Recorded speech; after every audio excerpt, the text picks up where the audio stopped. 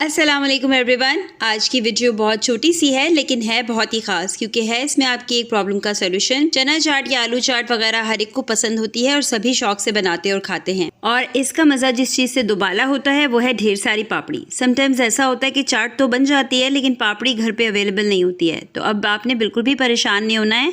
आप अपनी desired shape की पापड़ी फ़ौरन से विदिन मिनट्स घर पर बना सकते हो। वो इस तरह के मांडा पट्टी जो रोल में से या समोसे बनाने में से बच जाती है, उसको आप फ्रीज़ कर लीजिए, फेंकिए नहीं।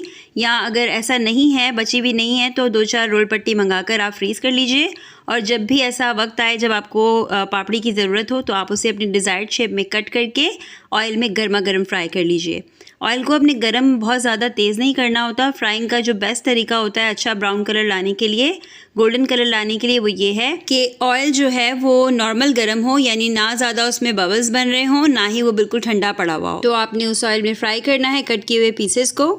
हर तरफ से जब क्रिस्पी हो जाएं और गोल्डन ब्राउन हो जाएं तो आपने निकाल कर इसको सर्व करना है विद मज़ेदार चना चाट और आलू चाट, या जैसे चाहें आप इसके ऊपर रखकर खा सकते हैं डिफरेंट चीज़ें। आई होप सो कि मेरी अदर वीडियोस की तरह ये वीडियो भी आपको ज़रूर पसंद आई होगी। अगर मेरी दूसरी वीडियोस को विजिट नहीं किया है, नहीं देखा है, तो अभी जाकर चैनल को विजिट कीजिए। इस वीडियो को अपने फ्रेंड्स के साथ शेयर कीजिए, वीडियो को लाइक कीजिए, मेरे चैनल को कर लीजिए सब्सक्राइब अगर अभी तक नहीं किया है, और साथ ही कर लीजिए बेल आइकन पर क्लिक।